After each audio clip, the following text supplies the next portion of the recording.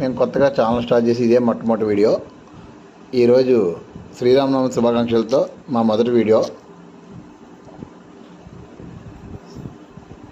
అందరికీ శ్రీరామనవమి శుభాకాంక్షలు. శ్రీరామనవమి అంటే మామూలుగా వాళ్ళ మతపరమైన ఒక దేవుడనే కాదు, మామూలుగా ప్రతి మనిషి జీవితంలో ఆచరించవలసిన విధానాలు ఉంటాయి.